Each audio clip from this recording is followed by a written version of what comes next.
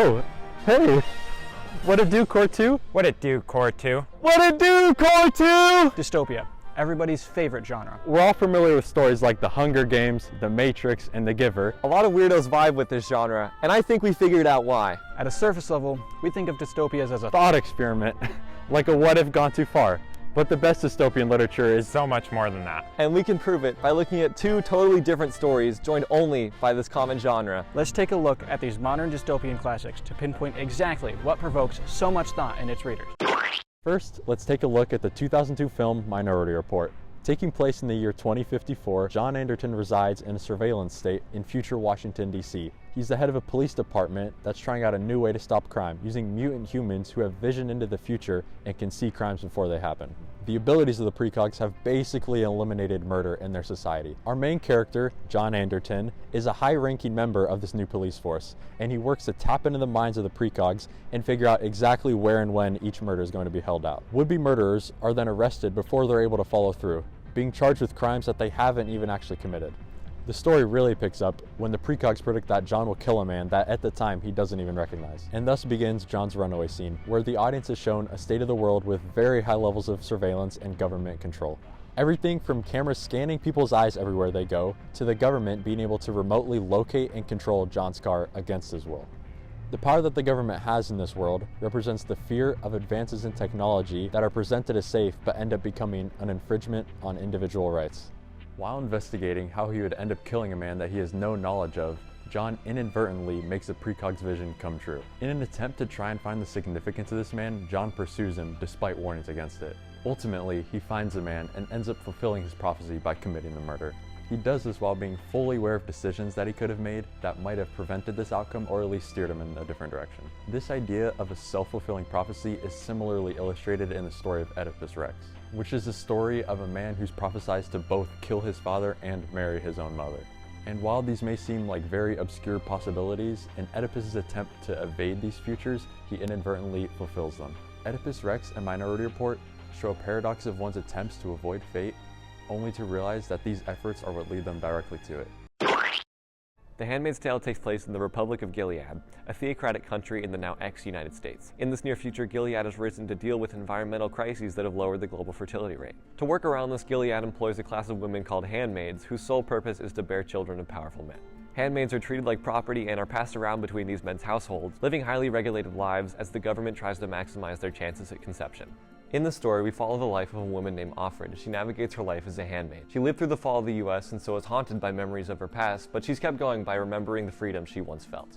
As she describes her time in Gilead, Offred explores a number of parts of her society that catch the reader's attention. To name one, the role that women have in society is downright shocking. While handmaids serve to carry babies, they aren't the only role that women can fulfill. In fact, far from it. Most women are reduced to eco-wives, or wives that men without power can afford to purchase. Moreover, women are required to wear single-color uniforms that correlate to their role at all times. Not only are they reduced to roles in this society, they're stripped of their individuality by turning them into just colors of clothing in the eyes of Gilead. Another thing that really stands out, though, is the name of the main character, Offred, of Fred. Women don't even get their own names. It's another level of dehumanization, referring to women only through their relations to men rather than who they actually are. However, the thing that stands out most of all is how women are kept out of any position of power. The most power they can hold is to be the wife of an influential commander. And even that only means that they have some influence over the lower-ranking women in their commander's house. This social hierarchy is worlds apart from what we are used to, and Atwood knows this. The differences between the world on the pages of The Handmaid's Tale and our own outside the novel make this novel stand out to anyone who's willing to take the time to read it. This is illustrated even more through Offred's flashbacks to her old life. Because she's a handmaid, she often has very little to do throughout the day, and fills her spare time by remembering her old life. Through these flashbacks, we learn that a declining US government was taken over by a group of revolutionaries who sought to totally change society. This group didn't make major changes at first, but with time, the society people once knew became totally unrecognizable. As Offred's tutor Aunt Lydia once put it, "Ordinary is what you're used to. It may not seem ordinary now, but after a time it will." Offred's memories reinforce this way of thinking, teaching her that people may be shocked by change at first, but can just as quickly acclimate to an upset. What's fascinating about this novel is, through reading it, you experience this acclimation just as Offred does. From page 1, we're thrown into an unfamiliar world, But as we see Offred navigating it, we become more familiar with it. We become more comfortable with it. While it's a worrying thing to see someone so accustomed to a society that we could not even imagine existing, it's something that defines the dystopian genre. Now wait a minute. That's all well and good, but there's so much more to learn from these classic stories that we haven't even come close to talking about. What we've done thus far is look at these through a vacuum. But what happens when we shift our focus? Taking a deeper look into Minority Report and The Handmaid's Tale, we can see that these weren't written in stasis, and thus trying to analyze them as such is doing them an injustice. So let's loop back around and look at The Handmaid's Tale and Minority Report not as stories of their own, but rather as logical extensions of real-world events.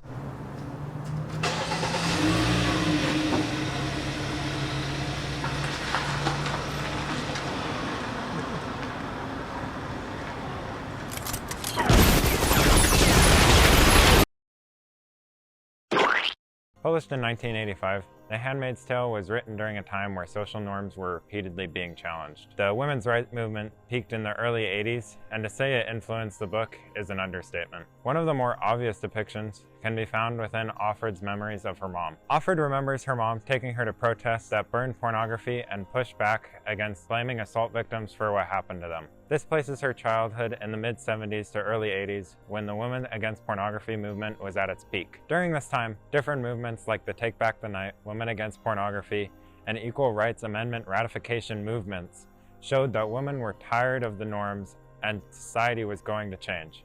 Seeing the public's reaction to these changes scared Atwood to a degree. She had seen the pushback to the Equal Rights Amendment, or rather, its failed ratification, which only worried her more about future pushback to attempts at change. She was scared that the next time they wouldn't just be denied, that the public outlash would cause a regression of women's rights and women would lose all the progress that they had made. Throughout the novel, we can see specific examples of how Gilead flipped society on its head.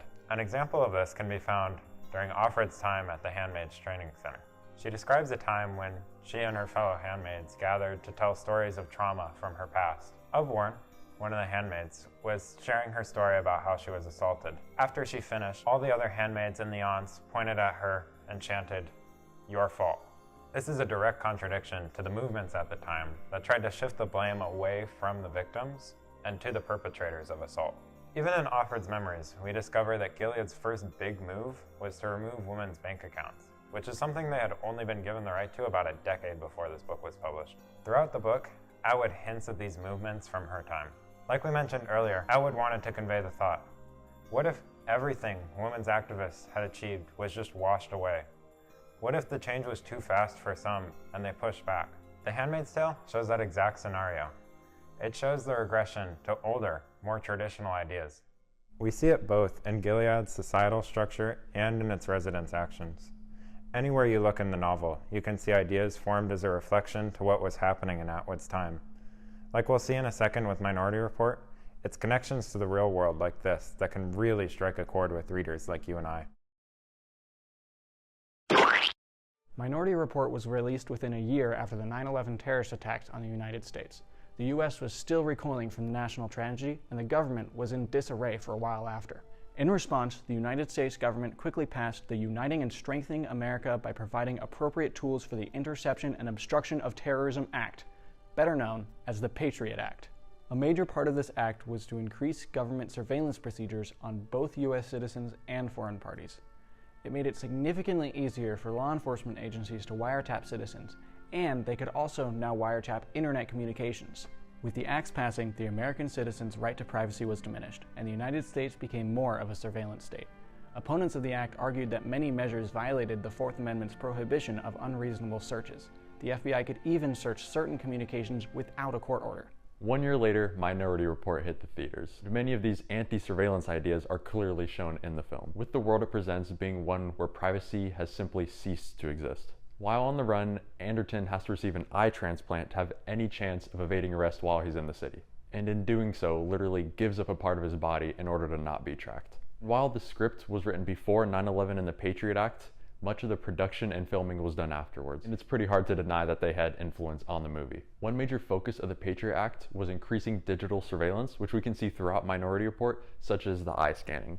In 2004, a shockingly similar event took place. After terrorist bombing in Madrid, the US government, cooperating with Interpol, was searching for suspects.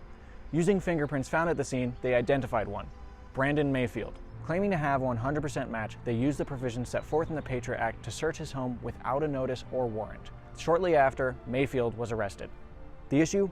Mayfield was innocent.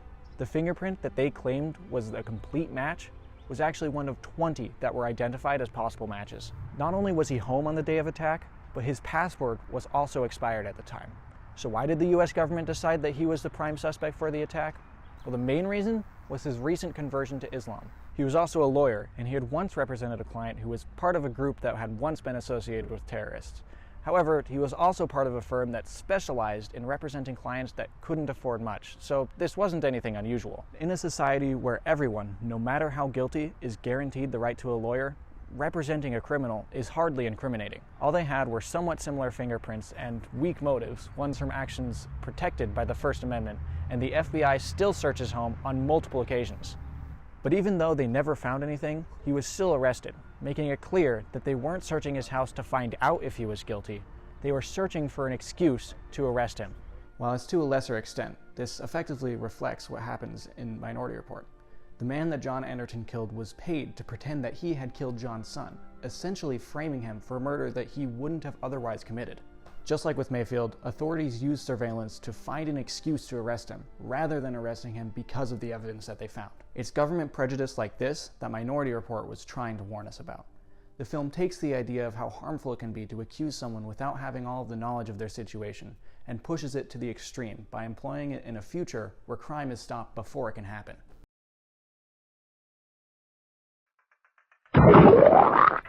If there's anything to take away from this video, it's to think deeply about the things that we enjoy. On their own, The Handmaid's Tale and Minority Report are fantastic pieces of fiction that you can really enjoy taking in. But once you look at the context they are written in, they transform into evocative social critiques. That is why these stories are so beloved by book and film lovers alike. They want you to think deeper about them. And it's so easy to do that because of the genre they belong to. Good dystopian fiction isn't just a thought experiment, it's so much more than that. It's an extension of real events that real people have lived through. It's a way for authors to describe their problems with society, and most importantly, it's a sobering reflection of the lives that we all live. It's easy to let your mind wander and think about how much easier our lives would be if society just changed a little bit. If people were nicer to each other, if the system was fair, if you were born into a wealthy family. But dystopias can remind us that the world isn't as bad as it could be. And in fact, it's so much better than that it might be worth fighting for. They teach us that we have a duty to prevent injustice from seeping into our own world. That society is a fragile thing that could flip at any moment. Maybe it'll never happen, maybe it's on its way to happening, maybe it'll happen in the future sometime, but nonetheless, by heeding these dystopian stories as warnings, we can work together to create a world that some think could only exist in fiction.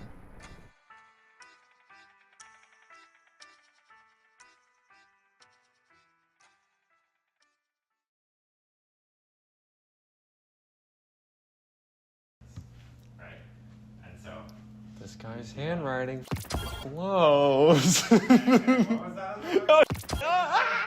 Like, okay. Oh, hey, what it do, Court 2? Today we're going to be talking about dystopias, everybody's favorite genre. Exactly what pinpoints... Wait, no. Leave your hands up here, by the way, they're not in frame. Okay. Not like that. Lives as the government tries to maximize their chances at conception. I'm done. And now there's dead bugs on my computer, so whoop-de-friggin' do. Now wait a minute. That's all well and good, but... Oh, shit. Okay, sorry, one more time. It's an extension of real events that have happened to real people. It's a way for authors to describe their problems with the world, and most importantly, God